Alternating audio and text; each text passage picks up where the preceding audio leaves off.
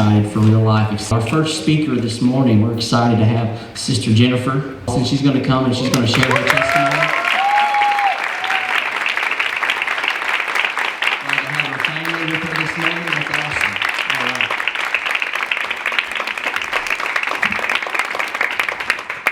I've never done this, and I'm nervous, but I'm so excited to tell you what Jesus has done in my life. Yes.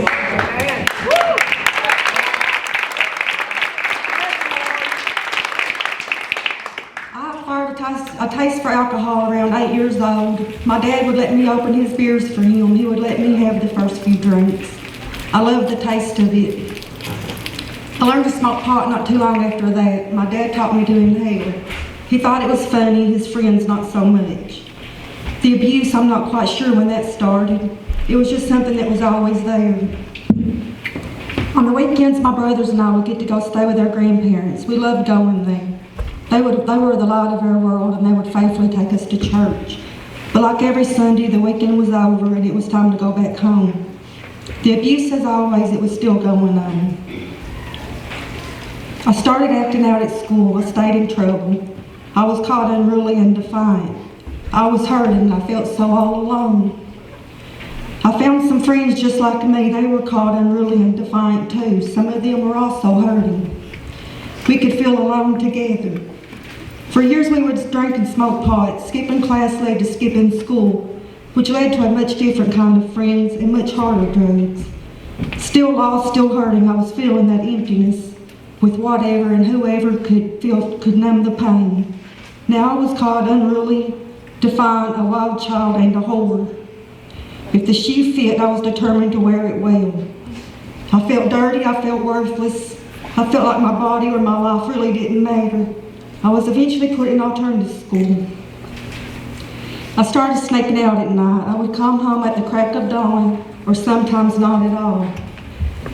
In and out of juvenile treatment centers and wherever else the state could stick me, I finally got to go live with my grandparents. As much as they tried, with all the love they gave me, my taste for the things of this world had already done its damage, and so I continued to run. I turned 18 and quit school. Instead of running away from home, I was now running from myself. I was a full-fledged alcoholic, along with all the other names I'd been called. I would drink and drink. Crank and meth was always around as well. At 22, I ended up getting pregnant. I also got married. I quit using for quite a while. At 23, I had my daughter, Kaylee. Everything seemed right for just a little while, but as much as I loved her, I still continued to drink and drink and drink. The marriage was over when we both decided we loved our addictions more than we loved each other. After a couple of DUIs and a few more men that never really loved me, I decided to go back to school. I walked the stage with my pa. We were both got our diplomas. I got a great job in 2009 working for the county. I thought I had finally got myself together. Man, was I wrong. In 2010, I got my third DUI, but not before I hit a truck head on. By the grace of God, the man I hit was okay, but my life would never be the same. I quit drinking that day, but now I had much bigger problems. It wasn't so much the two broke wrist as it was the little white pills I was prescribed. I went from getting a prescription of oxycodone for 4 months to being cut off and buying pills on the street. I was now a full-blown drug addict. Every thought, every dollar I could make was going to buy pills. Don't ever say you'll never do something, because like me, you may have to eat your words. I hid the pills from work and my family for a few years, but with the pills comes a whole new lifestyle and a whole new set of friends. I started using meth again. By this time, my daughter had left home and started a family of her own. After 6 years, I lost my job. I went from doing drugs to being a drug dealer. In and out of jail, I had racked up 5 felonies. I sold my home to make my first bond. Now with nowhere to go, I packed what belongings I didn't sell and moved them into a storage unit. While I was moving boxes, I had the bright idea to put a bed in the back and unpack. I snuck in and out of there for 8 months. With no water or electricity. Talk about being humble. There I was, shaking my head at the mess I had made of my life, and I still felt so all alone. In October 2017, I was put in jail to stay. I was taken to prison with 11 years to serve. my life, it felt like it was over. In shock, totally broken, and with people everywhere, I felt for real so all alone. I was used to adapting. I learned to do it my whole life. A couple of months went by, but I wasn't adapting very well. Night and day, over and over, a voice kept telling me that I wasn't strong enough and I was never getting out. That I should just go ahead and end it all. After a while, I started to believe that voice, so I began to make plans. On April the 9th, 2018, I called home. As usual, my daughter and I spoke a few words, said her I love yous, and she put my grandson Colton on the phone. I wished him a happy birthday, and with the sweetest little 4-year-old voice, he said, "I miss you, Granny." That little voice saved my life. God saved my life. I remember thinking, what am I doing? Defeated, desperate, and brokenhearted, I begged Jesus to help me. I grew up in church. I'd been baptized. I always knew there was a God. The thing is, I pictured him as someone that was going to punish me, not someone that would love me. I never knew he wanted to be my father and my friend. Although my understanding of God was clouded by trauma, depression, shame, and addiction, I kept thinking of my grandparents and how they understood him and his love so perfectly. Through so many trials and hardships, they had a faith and a joy that no one could ever take away. They knew something I didn't know, and so I started to read my Bible.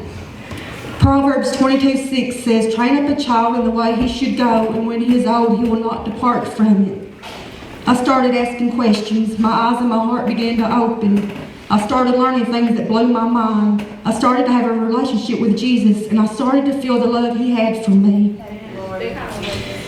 In John 14:15-21, Jesus says, "If you love me, keep my commands, and I will ask the Father, and he will give you another helper, that he may abide with you forever, the Spirit of truth.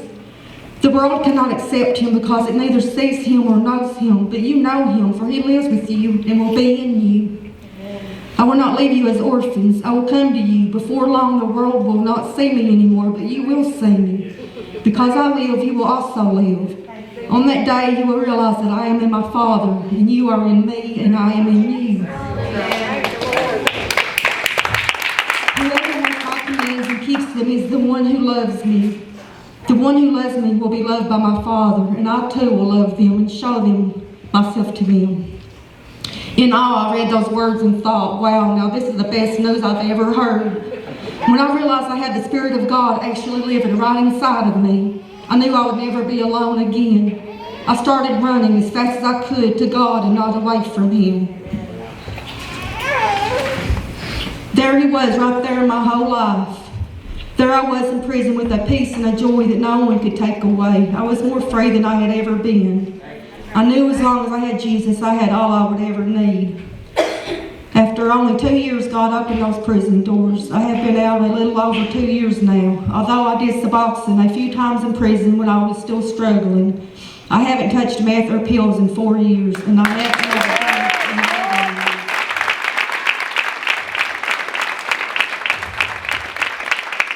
God has put so many great people in my life. My daughter and my brothers are finally proud of me. The storage unit I used to live in is now my office for my new cleaning business.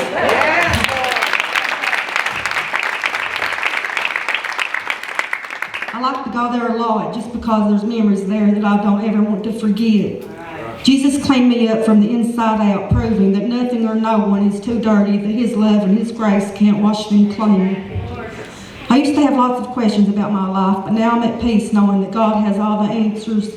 He wants to be the Father some of us never had. He wants to be our best friend. He wants to be our comfort, our helper, our strength, and our song. He loves us so much that he thought we were to die for. Ecclesiastes 3:11 says, "He has made everything beautiful in its time.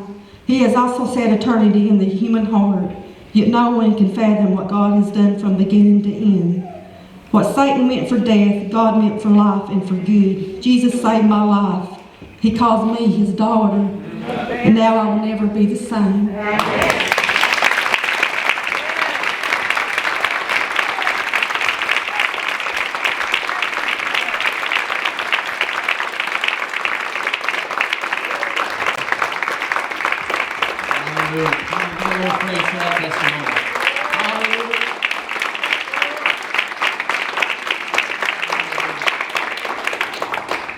think my favorite part was every time she used a past tense word.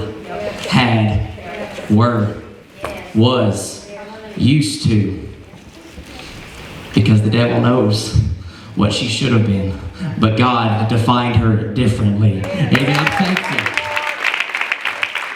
And if any man be a new creature, all things are passed away. Behold, all things become new. Amen. Why don't we give the Lord praise one more time?